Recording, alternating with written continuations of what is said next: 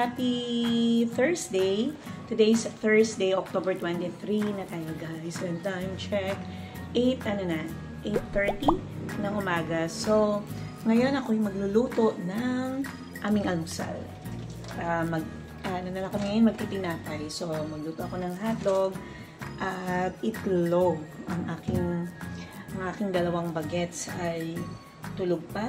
Parang napuyat sila kagabi. Noong ako matulog sa kanila, naririnig ko sila nagkikwentuhan, nagtatawanan.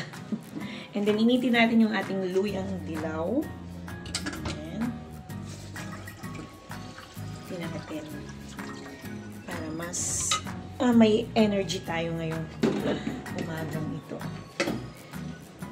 Ano bang ganap today? Ganap today. Ako ay may practice ng choir. May meeting ako ng 4 p.m. and then practice ng choir mamayang 5.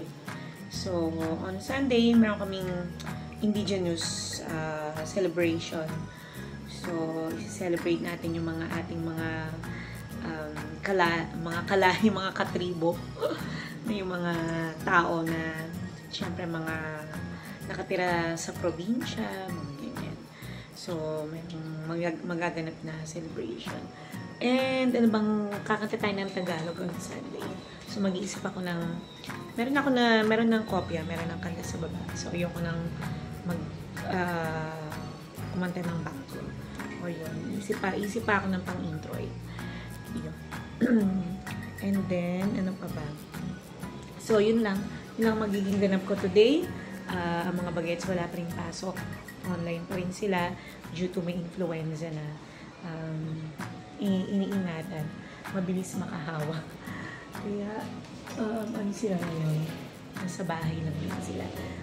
Marami rin tayong linisin ngayong araw na to. Hindi ako nakapag-linis kahapon kasi diba naggawa ko ng sermon yung mga inasikaso ko. So, ngayon tayo maghahawan-hawan, maglilinis-linis. Balikan ko kayo mamaya magluto muna ako.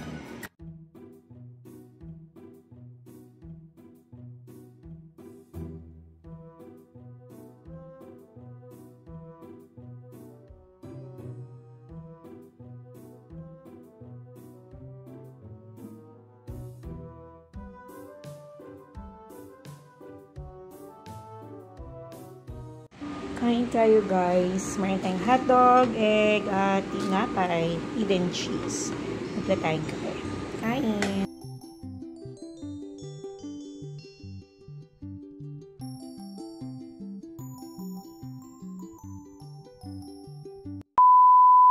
Update! It's already 11:20 at ngayon, may ulam na kami.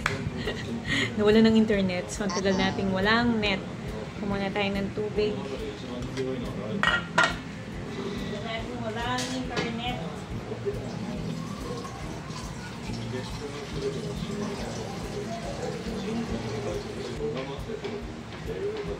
Meron na tayong ulam ngayon. Kaya, initin na lang natin yung kasi hindi naman nakain kahapon. Daming tira. Kaya, yun ulit. Repeat. Repeat ulam.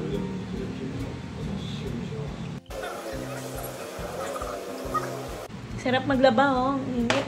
Ganun ang panahon. You know, para may nakita akong kapitbahay na may nakasampay ng damit. So, tapos na ako magtupi ngayon at mga maliliit na lang. Nag-ayos ako ng cabinet kanina. Hindi ko na i-vlog yan. Pero tayo mag-iinit ng ating kakainin for today's video. Meron pa kami giniling na natira kagabi, diba?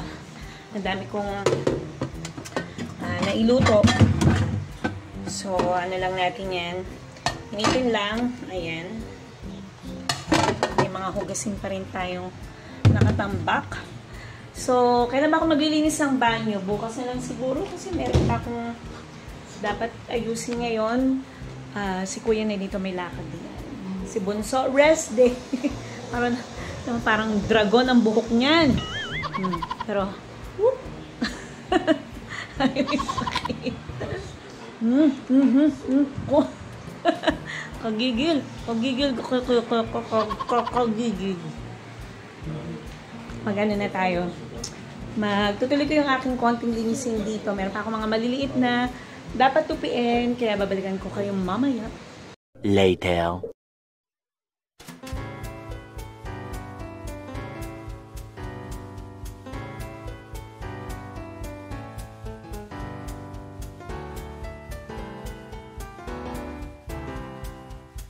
One eternity later. Yan ang instruction ko sa kayo. Ibibigay natin dun sa... ang nag-dogi, pera. Madami daw pera. Sige. Tumingin kaya manghahamoy tayo na sa suka. Mamaya lang wala nila. Akin na darle. Ayaw mo ng soft drinks ko mo ako na ito baso. Sabihin lang bawal sa kanya. Inom ka. Inom ka, ate. Ayaw niya. Pag ayaw niya, Hindi mo siya may disiplina ako. parehas tayo matigas ang ulo.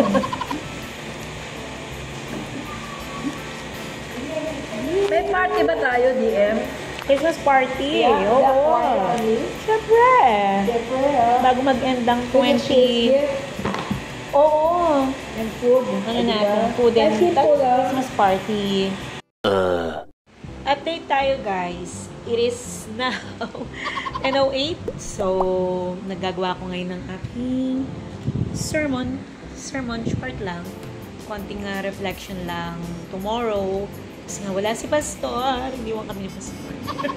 So, wala si Pastor. Ako ang naapasa na gumawa ng reflection. Short message lang. Book. So, si Kuya na doon sa kwarto. Ano ba ni Kuya? Si cellphone. Gumawa siya ng assignment kanina si Bunso. Eto, pagkatapos ng maligo.